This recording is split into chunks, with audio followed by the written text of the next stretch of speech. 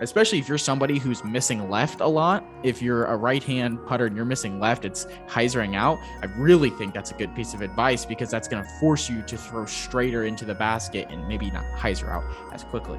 What is something that myself or somebody else who's struggling with consistency, what can I do to become more consistent? What are some things, during a tournament round where you have the muscle memory, you have the motion? What are you telling yourself when you have, that putt that is a tester for you and it's to save a par or it's for a birdie? The best thing I can tell you is finding that one stroke that's so easily repeatable that, hey, I'm Brian Schweberger, sponsored by Innova Champion Discs, and you're watching the Clankers podcast. What is going on, everybody? Welcome back to another episode.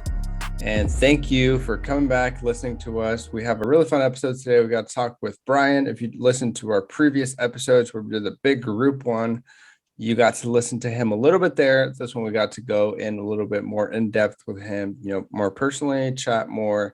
But Quentin, what did we talk about in this episode?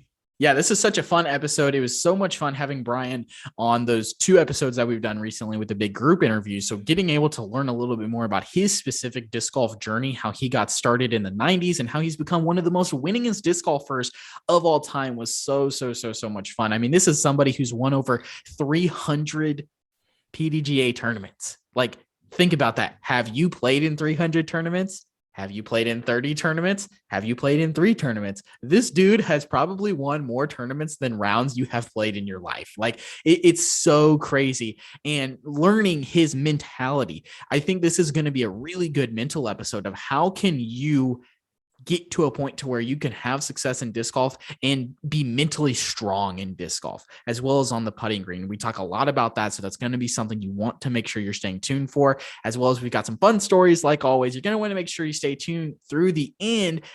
The fourth question in the ace round opens up a can of worms you are not going to want to miss out. So make sure you stay tuned through the end. Thank you guys so much for checking out the video. Hit the subscribe button if you haven't already. Leave a like rating, and let's get Brian on here.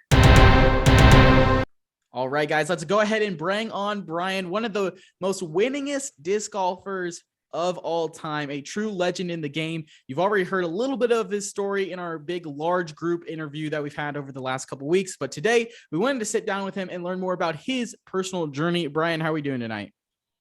Doing great. How y'all doing? Doing good. Really excited to talk to you.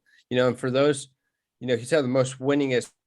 People that haven't listened to that episode yet, I know one of the guys was saying that you were on the verge of getting your what number win? Well, I just got 322 this past weekend. 322. And how many courses have you played? I think that's also, is that less what you than, get? Less than 400. Okay. I don't play a lot of casual rounds, so I don't get to. I only practice the courses that I'm about to play tournaments on, so I don't get any extra courses very rarely. And so would you consider yourself someone who, I don't know, maybe you just said this, but like a majority of the time that you're disc golfing, it's either getting ready for a tournament or those like actual tournament rounds over, casual or field work, anything like that? Yeah, that's pretty much it. I mean, in the last 3 years, I've probably played less than 6 casual rounds. All practice or tournament rounds. And is that because you just enjoy it so much that you don't really need to play a casual round to like have fun? You enjoy that competitive side, like you're having fun doing that? No, it's more of I don't want to risk getting burnout because I play so many tournaments. I don't want to add all that extra disc golf in to give me any reason to not want to play a tournament because I play some during the week casually. Yeah, that's actually something that I'm kind of glad you said, because I feel like a lot of people who really get into disc golf, they get that hook, they get that feeling, and they just want to play every single day, every single event that they can. And I've always wondered how sustainable that is, how, A, body wise, but B, mentally wise, being able to go out and play literally every single day for a year. Sure, you can do that. 2 years. Okay. 3 years. Are you still able to do those things? Has your career always kind of been like that, or have you transitioned to that? I'd say it's been a transition to this format of practice about 12 to 15 years ago. I mean, I used to play a round before a tournament round, a round in between tournament rounds, and then play the second tournament round of the day. And then if I wasn't happy with how I played, I'd play another round after that. So I mean, I used to play a lot. So I mean, I put in the time. That's probably why I've gotten to where I'm at. Do you feel like you play better now with kind of that routine that you have, or do you feel like you were more consistent when you played that much? I mean, I was probably more consistent when I played that much because I knew my disc that much more because I was throwing that much more. But I'm a year and 2 months away from 50 years old, so my body just can't hold up to that much throwing anymore. Not on purpose. Yeah, absolutely. And I also just think it's incredible, how many tournaments you're playing in at your age. I hope that when I'm your age, I'm able to play that many tournaments or even just be able to get out to play that many rounds. So yeah, props to you, man. And like I said, that so many wins along your fantastic career. That's so cool, especially for all those people who are chasing their first win. I can imagine that they're very, very, very jealous and wanting to learn from you. So let's kind of take a step back here, right? You've been in the game for quite a while, played a lot of tournament rounds. How, or maybe what was your first instance in disc golf? How did you find out about disc golf? I used to the first job I ever had. I was working for Bear Pharmaceutical in North Carolina, and a guy that I worked with, he had been playing disc golf 3 or 4 years, and he introduced it to me. Yeah, his name is Gary Baker. He still actually works in the pharmaceutical industry. And yeah, 20 years after 20 years now that I resigned out of that job and been playing disc golf full time. How old were you when you first started? I was 24 when I first started playing. What did that first year look like? You discovered it, you started playing. You can remember, what did that first year? Yeah, it was. I mean, I played a few times in the early '97. Stopped playing for a while because I was in the traditional golf a lot. So I was playing traditional golf 3 or 4 rounds a week. Then at the end of '97, I picked it back up again, caught the bug, and just said, well, I'm going to join the PDGA and start playing some tournaments. Jumped right into the advanced of it. Getting back into it then in '97, what was the, I guess, like learning curve for you, if there really even was one, jumping into advance? Were you immediately somebody who was contending for podiums, finishing inside the top 25%, or were you kicked around a little bit at the bottom and kind of had to fight and claw your way to the top? I was contending. I mean, I played 6 or 7 advanced tournaments before I turned pro. The last one being Am Worlds in '98. I finished 6th at that Am World. So, I mean, I never won an amateur event, but I was always close. Every sport I've ever played, I had a really fast learning curve. I mean, I played Division I tennis in college, and I hit a one-handed backhand. So that one-handed backhand, it was so similar to throwing a frisbee or a disc backhand. It was just an easy transition and a quick pickup. What were some of, I guess, the stuff you focused on early on? I guess strengths or stuff, the backhand came easy to you. Is that primarily what you focused on? Back then, there weren't a lot of overstable discs, so throwing sidearms wasn't really a major option. I know that the Exoclone was like the most overstable fast driver that they had back in those days. I messed with it a little bit, but yeah, it was just 99% backhand. So I think that's something that's kind of interesting. As the game evolved, as discs evolved, did your game have to evolve with it, or were you able to keep a lot of the things that you were doing in the '90s or into the early 2000s, 2010s, and now 2020s? They're pretty much the same, except for I learned the summer 2000. So I saw somebody do it, and so I said, well, I'm going to try that. I mean, I played tennis, I played baseball, I played volleyball, so I had the natural overhand throw and a knock on wood, a really good shoulder. Yeah, I was going to say, I love the thumber. It's one of my favorite throws in the bag. And I love how consistent it is, how accurate it is. Once you figure it out, especially me, I have a certain distance that I can throw it. And, you put it at that point in the air and with an overstable disc, and that thing just comes down like a missile. It's super fun to watch and really fun to throw.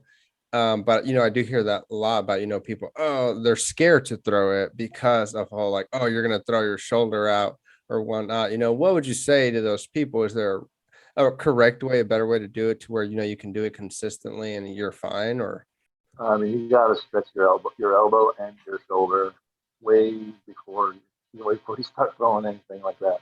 I'm really keep at it a lot. Even in the middle of rounds when I'm not even throwing them, just stretching out my shoulder, stretching out the elbow, doing mock throws with a towel in my hand, and because it creates some resistance, so you don't have to actually throw anything. You get some good resistance and warm up those joints before you're actually throwing them. And since y'all are so young to the sport, it's not actually a thumber. I shouldn't have said that. It's called the hook thumb. That's the original terminology for that shot. It's the hook thumb. Gotcha. Yeah, Horatio, I'm glad you asked that question, because I was sitting here and I was like, I'm one of those people who are scared to throw it because I know I'm gonna hurt my shoulder. Because I swear, every time I've thrown it, I have not been disappointed with the outcome. I have gotten a desirable outcome, but I'm like, man, if I do that again today, I think I'm not gonna be able to throw for the next couple of weeks. Like, that kind of hurt. So I guess, like, I don't know, maybe what are some good stretching, or maybe what are your stretching routines or literal stretching drills that you're doing before the round or mid round to kind of keep that thing loose so you can throw that? I mean, pulling your arm across like this is a really good shoulder stretch. And just hold it there for a good 10 to 15 seconds. Just letting it stretch out, and taking a towel and pulling your arm back are the two main ones that I do, because that gives full stretch through my tricep, a little bit into my elbow, and definitely in the shoulder. And those two are the main specific ones that I do. And then taking the towel and doing the motion overhand and backhand.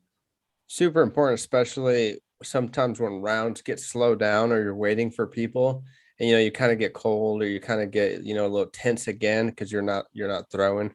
Is that something that you picked up, started doing later in your career, or was there something that led to you starting to focusing on stretching and stuff like that? I've always stretched minimally in the beginning when I was younger, but the older I've gotten, you feel it. You think, well, I just don't need to just start throwing full power right off the bat. It's just like when I was playing tennis in college. When I was warming up my serve, you gotta warm up nice, easy serve, nice and easy. Don't go start pounding shots right off the get go. That's how you get tennis elbow. Without proper warming up, you're gonna get tennis elbow right over. Yeah, I completely believe it. And definitely, I do recommend checking out our episode with Disc Golf Strong, Seth Muncie over there.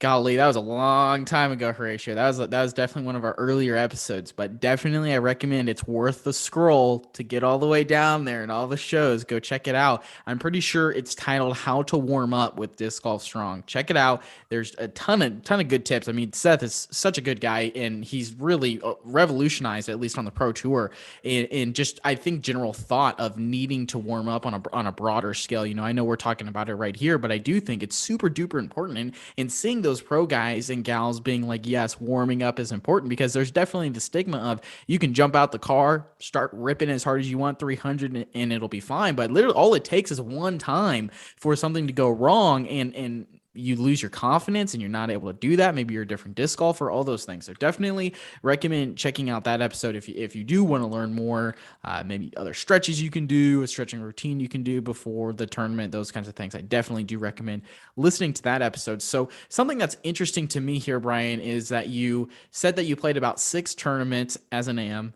and then went to pro after the AM Worlds in 98, I believe. So what was that decision calculus in your head that, what was that deciding factor of, okay, I got 6, I'm good enough here, I can move on to pro? Or what was going through your mind when making that decision? Well, at that point, I'd been playing, a year and a half, and I finished, only 5 people beat me at the amateur world at the highest level of AM. So I was like, why do I need to stay in this division? I'm one that wants to get better, and you get better by playing with professional players. So, my second tournament ever was the Pro Crosstown here in Raleigh, And I mean, that was still advanced. I mean, I played one advanced tournament, then the pro crosstown. I happened to be in the area when I was just starting to play tournaments. And I played that, finished 33rd out of 60, and I mean, it wasn't bad. I mean, considering how little I've been playing at that point. So, I mean, it's like, wow, I deal with a bunch of players, and I haven't really been playing that long. So I definitely picked up more from playing with better players. Something definitely we hear a lot is playing with people that are better than you, playing in tournaments, challenging yourself, and playing up in different leagues. If you can remember, what are some of the things that you learned in those first few tournaments that you weren't aware of before, or that you were like, wow, I really need to get back to the drawing board and practice this? Putting routines, seeing the different putting routines and what works for them, and incorporating it into my style. Overall, what they do on the keypad prior to their shots. At that point, I didn't care about asking questions. I asked questions. So, why were you setting up here? Why were you using this side of the keypad versus this side of the keypad?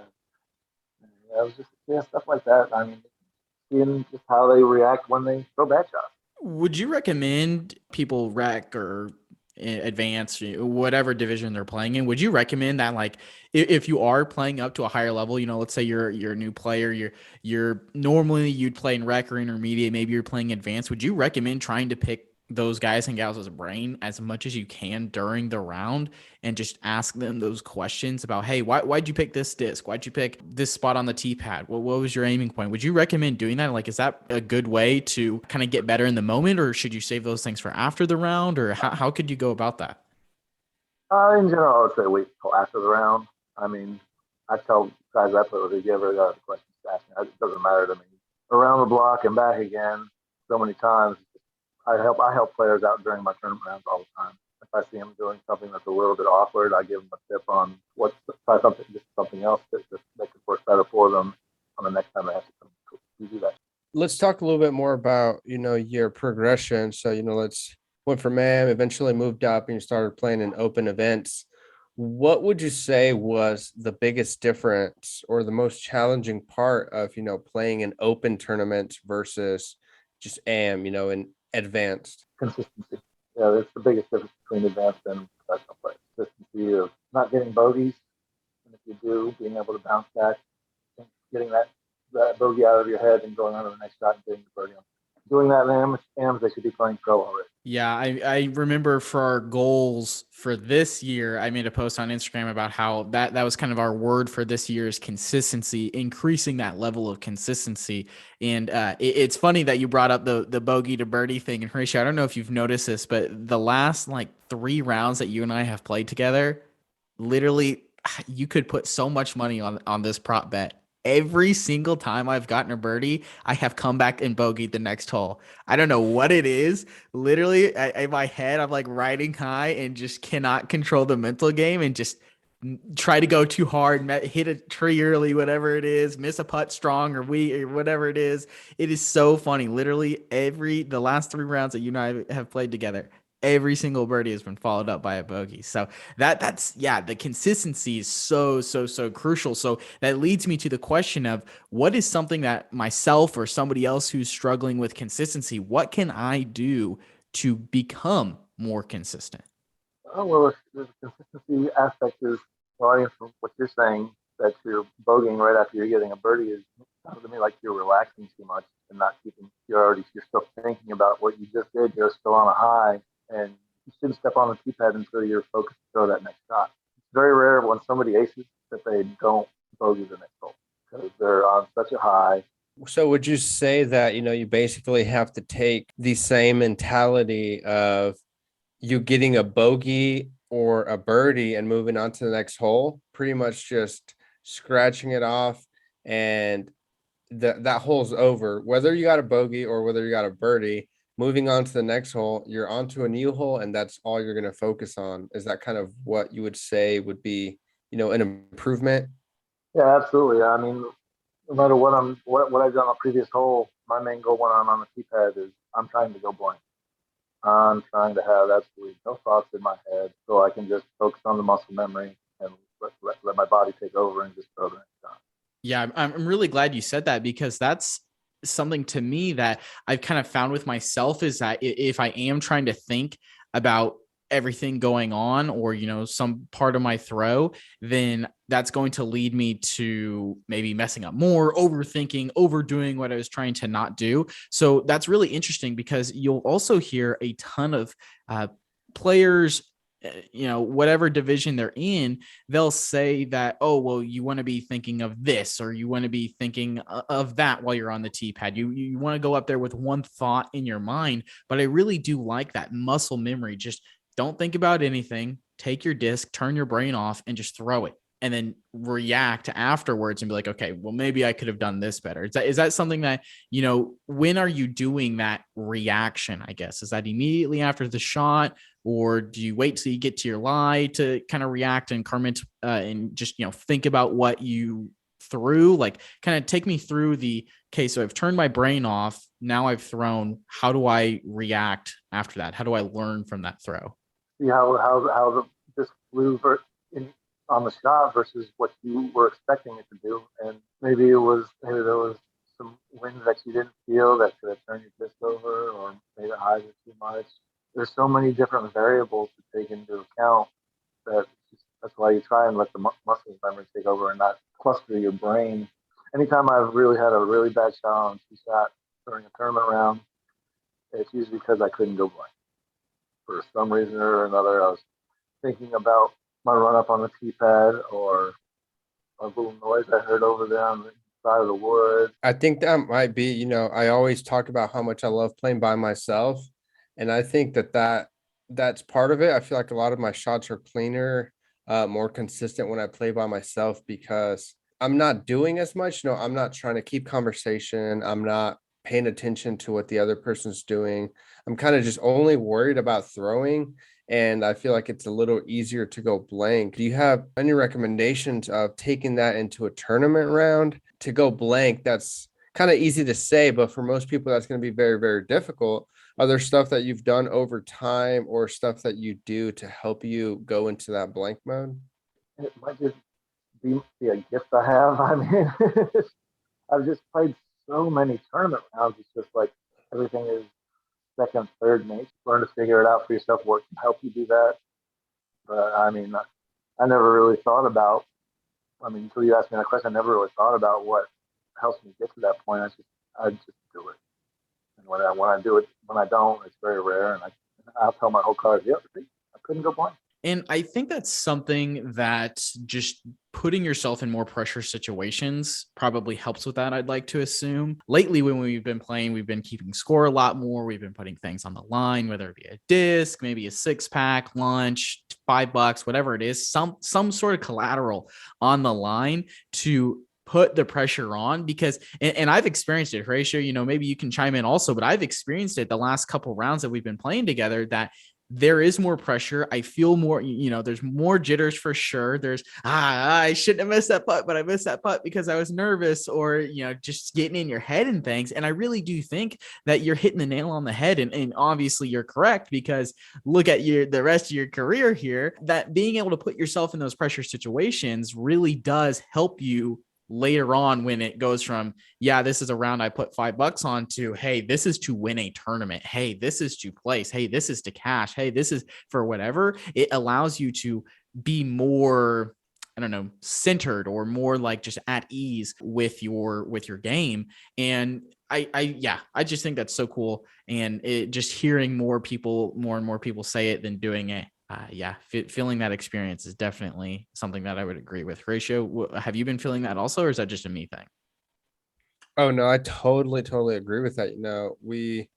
Just the easy example, we played last week, my local course, and, me and you played, and we had to go into a playoff because by 18, we were both even. We were 0. And a week later, I went with my buddy to play played a full round, and I scored +7, one of my worst scores I've scored in a while, but it was more casual. We were more like laid back. And, I think it was that difference of, there was something on the line. And, I'm definitely the one that usually initiates that, because I know myself and I have a hard time focusing through a round, or getting tired, or if I have a few bad holes, I kind of tend to maybe give up. And so when I bet something or put something on the line, it kind of makes me hold myself to that until the very end. Have you ever struggled with that or had that issue, Brian? Yeah. Doing I'd say putting something on the line definitely helps keep your focus during practice. I don't get a lot of practice rounds with other people. I mean, usually basically my job. I mean, I'm usually at the course when nobody else is there because everybody else has got their mainstream gigs and they don't get to the course until late the day before or the actual day of the tournament. So yeah, I'm usually on the course by myself and just trying to get the muscle memory for each shot for the tournament. So a question I have, and maybe you've experienced this, maybe you haven't, maybe you've seen it in other people, is almost like there's like a lag almost sometimes that I'll experience, or one of my buddies will experience, maybe that like hole 8 to like 12 range. I've noticed that maybe it's hey, yeah, this front 8, front 9, whatever it is, really killed it, and then just mentally I'll walk away for a couple of holes, and the next thing I know, what was a 5-stroke lead is all of a sudden a 1-stroke lead, and here we are at hole 15, and it's like, oh gosh, I have to turn it back on again. Have you ever seen people maybe kind of disassociate's not the correct word, but that's kind of what I'm going for, just kind of going through the motions, maybe not as engaged as much. Have you ever maybe had that happen to yourself? And are there any ways to kind of re-engage yourself if you notice that happening? Yeah, I mean that's part of the lack of consistency. I mean, when you're going through those little lulls and you're getting bogeys during those lulls, it's just a matter of refocusing and just saying, well, maybe I shouldn't be trying to go for the great shot on this hole and just throw the smart shot and get that par when you know it's a difficult shot. I mean, most people might not be birding this hole.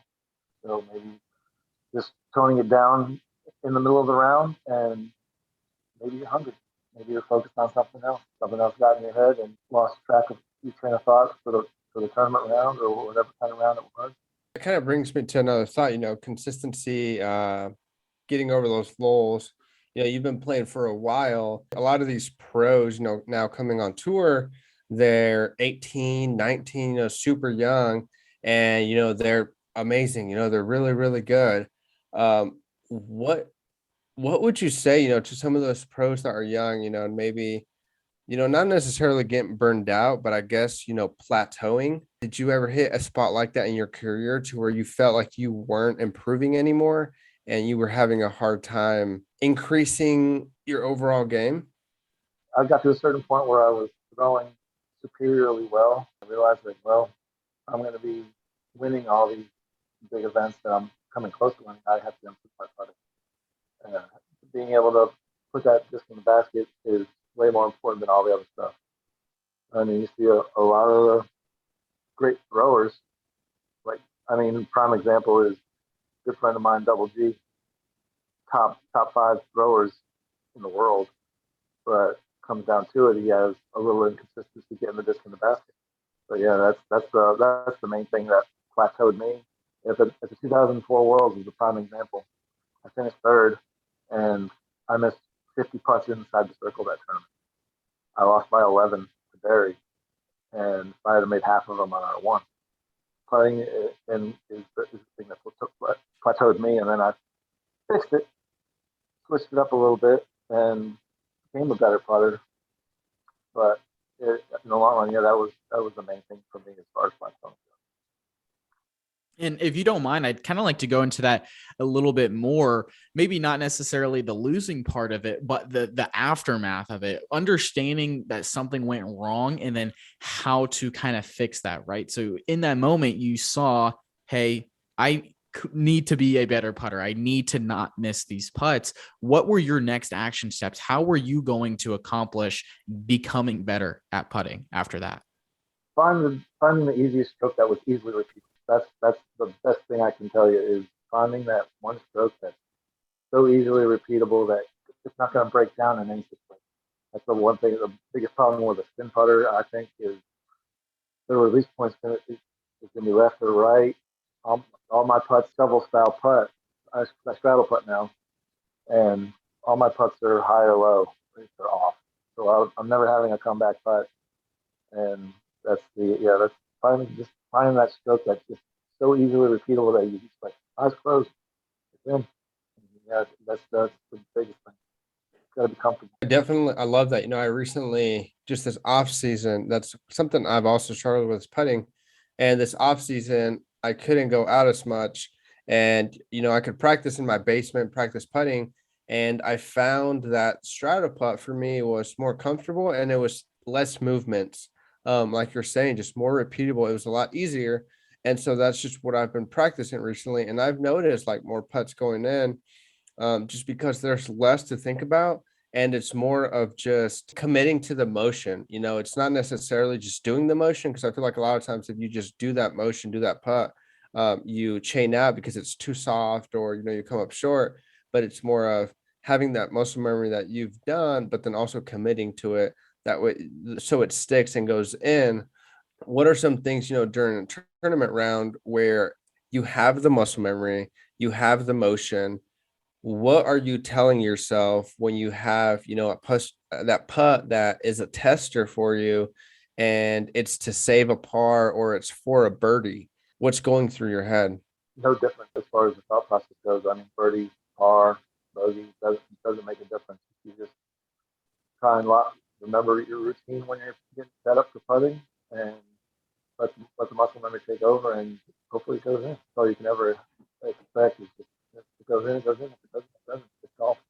Yeah, and I don't know if you do this also, Harish. I feel more pressure on a par putt sometimes than I do on a birdie putt, because I'm like, oh God, something bad is going to actively happen if I miss this putt. Where a birdie putt's like, I still got the par. I'm not actively getting a red on the scorecard, even though sometimes you should look at it on certain holes. A par is a red if everyone else is birdieing it. But I guess the question that I'm getting to with it is trying to continue that blankness, right? Trying to not really think about anything, just going for the basket, kind of like you're just going for the drive or the approach, whatever, just not trying to think about anything. And I know you had kind of mentioned incorporating the straddle putt to your game.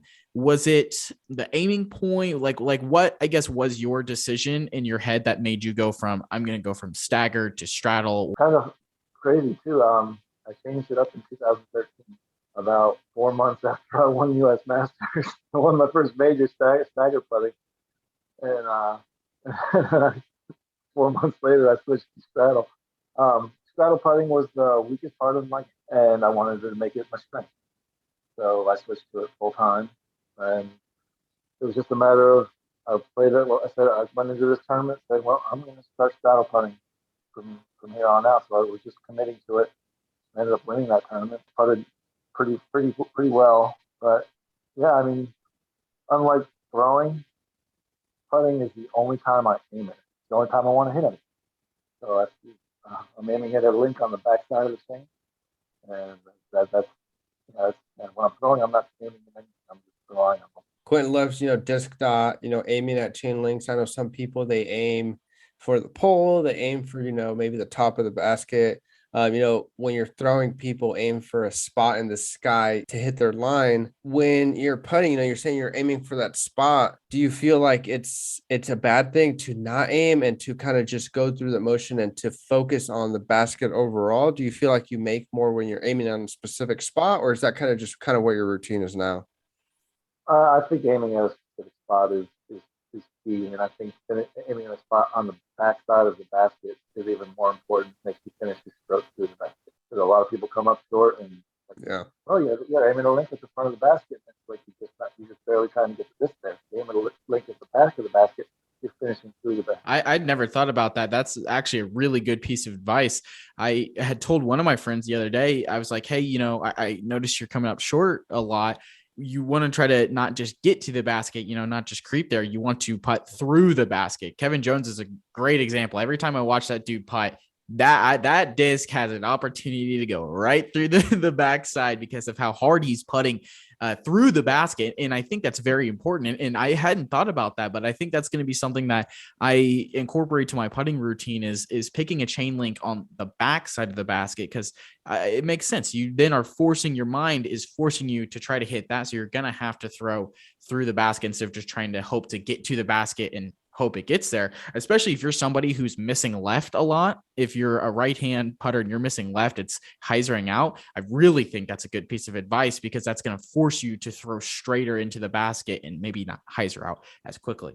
I think that's been a super good discussion here on putting. I want to close this kind of putting segment. When you have a winning putt on the line, this is to win the tournament. It's close. Let's say it's a close one. You're not just blowing them out like always. It's a close one. It's a rare close one. What are you doing? And when I say what are you doing, I mean, like, how are you calming yourself down? I know if I was in that situation, my mind would be buzzing. I know you've been playing and winning so many events that it's almost come natural at this point. But at that first win, maybe, were you having to tell yourself to calm down? Were you having to do something extra to get into that blank state to be able to make that putt? And if no, how did you kind of transition into getting that when the putt is for the win? Those clutch putts that you need to have. The only thing different I might do from my normal routine would be take a couple good cleansing breaths just to get the heart rate down, just to get a little bit more in focus, and just focus. Like I said earlier, if it goes in, it goes in. If it doesn't, it doesn't. I mean, if it was to win, that means they're already tied and go to a playoff and beat them on the I really like that, because I think it kind of just goes to show, it's who practiced more, and, it's if it's just a normal putt, and it shouldn't really matter whether it's to win the tournament or just a normal other par. All you have to focus on is getting it in there, and if it goes in, if you've put in the practice, it should go in and you should win. That's really good. Don't think too much of it. Maybe that's what might be hurting some people. They build it up too much in their head, and this is for the win, this is for the whatever, then it causes them to freak out where they normally would not be like that. But with that, I think we've definitely talked enough, picked your brain, and, thanks so much for all the advice so far. But I think we're ready, to get into the hot take, which, if you want to tell our listeners what you have for us today.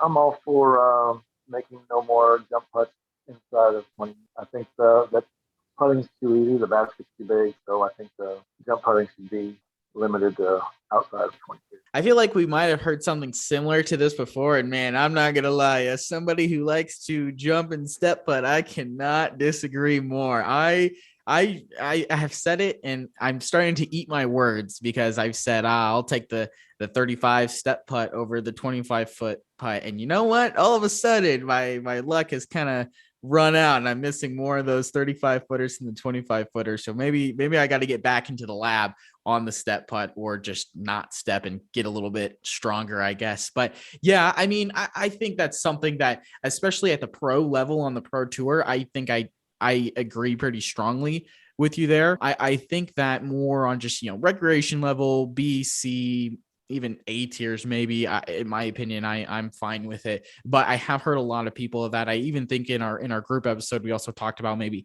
making the basket smaller, which, again, in my opinion, I think it's shocking that the pro tour uses the same baskets that we do as regular disc golfers. I would like to think that they'd be smaller, maybe not as I was going to say not as catchy, but I don't know how I feel about that. Maybe just smaller, a harder target to hit, so that putting is more challenging. Because I do agree, especially on the pro level, it is almost looks comical how easy it is to putt right now. I agree with that, but also, I think if it was that easy, I think only some players maybe take advantage of it. I think if it was that, why don't we see every single person on tour, take those jump putts? I guess, I feel like we only see a couple of players. The other ones, I guess, a lot of times just putt from that far anyways and don't need to jump putt. Yeah, the difference ratio is I'm not good at disc golf. They are significantly good at disc golf. So I think that's the difference right there. We're working on that. We're doing what we can. We're on the streets, man. We're hustling. We're trying. This is like in like 2K or MLB The Show, or those career modes that you have. We haven't bought the packs yet. We haven't bought the upgrades yet. So we're still having to grind through all those levels just to get our rating up a little bit. think with that, I think we're ready to move into our ace round. Same questions we ask every single person. First one for you here, Brian, is getting a new player, someone that just went out and started learning the sport, and they want to get their first set of discs. What one putter, mid, and fairway or driver are you recommending to them? The starter pack, it's got a AVR, Shark, and a Leopard. Great starter disc. Most of them fly pretty straight, brand new, and just a great way to start your disc golf life off. Yeah, it's pretty hard to be upset with those discs, especially when you're just starting out. Second question we have for you: what is the favorite course you have played, and one course you would like to play that you have not played yet? My favorite course, let's see. Right now, I'd probably have to say Unity Farms up in Lewisburg, North Carolina, about 45 minutes away. It's a private course. A good friend of mine that designed it and keeps it up. Massive turf tee pads, and the holes are all immaculate. Great piece of property, and Cut's done an amazing job with it. As far as course that I'd like to play that I haven't, the Beast over in Europe. You couldn't get me to go on a plane that long, but yeah, that's the one I want to play. Yeah, that's definitely one that we get a lot. All right, next question we got for you here is, what is one tip you would give to yourself when you just started playing disc golf and taking it seriously? Take putting more serious. I won that world decided to play. That's a good one. That is a good one. It's gonna be hard to top that one. All right, fourth question we have for you: what is your favorite memory playing disc golf? Probably the group of 19 of us in 2003 that got on The Price is Right, and then Brian Mace got up on stage, and he did a really good spiel for disc golf during that show. Do you want to go into that a little bit more? That sounds like a pretty cool story. Yeah, it was a Monday Fun Day after I think it was the national tour that was at La Mirada Park that year, and there was 19 of us. We got all got a bunch of green shirts, and we got some glue and some glitter paint, some glitter, and we spelled out "Play Disc Golf with Bob" on all the shirts. Everybody wore a letter, and we all went and watched the show. That studio is so tiny compared to what it looks like on TV. It's so small. That's funny. And Bob Barker, I feel like that would be a really, really cool time. I don't know if Quentin, have you ever watched Happy Gilmore? I've maybe watched 6 movies in my life, so probably not. What? I'm not a movie person. I did watch 2 movies last week though, so I tripled my all-time movie watching intake. So yeah. Wow. Yeah, he says he doesn't watch movies because what is it? You don't have the focus for it. I just have too many. Yeah, I don't have the attention span. I ask too many questions. Literally, the opening scene will happen. I'll be like, well, why is that happening? I need background on that. What's going on? Who's this person? I just ask too many questions, and especially going to the movies, I would just talk everyone's ear off, and they would just tell me to be quiet. Well, but then attention span will lead to a lot of problems focusing, going blank on this software. Yeah. Yep. I think we solved my issues tonight. but then this man goes and watches the entire 15 seasons of Walking Dead. I don't get that. It was 10 seasons of 20 episodes each, and yes, we did power through that. We probably started in either October or November, and we just finished probably about a week ago, and now we're watching the prequel spinoff of The Walking Dead, which has 7 seasons. So yes, I like it because I can get a break and I can choose to stop. And yeah, I don't know. I like TV shows or series more than I like movies. Well, at some point we're gonna have to get you to watch Happy Gilmore. I've heard of it. It's the golfing one. Yeah, Brian, we went on vacation with them, because he lives here in town and married to his fiance's sister, so we went on vacation and we went to New Orleans and we went to play mini golf. And I was just making all these references, from Happy Gilmore, and nobody knew what I was saying. It was so sad. It was, I think you would enjoy Happy Gilmore. It's hilarious. But Bob Barker, that's what got me going on that. But anyway, last question we got for you here is, what is the biggest mistake you see new players make? Carrying too many discs. Keep it simple. Start with a couple. Learn to throw them straight. at another day. I think that's very crucial, and definitely if you want more on that, check out our episode with Joel Freeman. Go whole episode length about why you should be doing that, the advantages of that, how to do that, how to take discs out of your bag, how to make those mental selections of what should stay in, what should not stay in, and how to learn to throw those straight. I think that's such a great tip. Brian, it was so much fun getting to learn from you, getting to talk to you and connect with you. Where can people who listen to this show connect with you on social media? Instagram, at V Schweberger. Cool, man. Well, thank you so much for coming on. The season is just about to get started. So I feel like it's kind of a sign that we made it through winter. We're back. When its season ended, it was like, what are we going to do this off season? Like, it's going to be so long, but we made it, you guys. Hopefully you guys put in some grind in the off season, and you don't suck as much as you did the previous year. Hopefully you don't suck as much as I do. Because this off season is over officially tomorrow, so but with it, yeah, exactly. For those grinders out there, what off season? But best of luck to you. Get the season started. Hopefully, get some big W's. Hopefully, you have a great season, have some fun, and you get 50 more wins this year, or whatever. How many Everests you get in a year. I got 4 already. 4, and it's barely February. That's awesome. But yeah, we really, really appreciate you sitting down, taking the time to chat with us. We had a really good time, and thank you.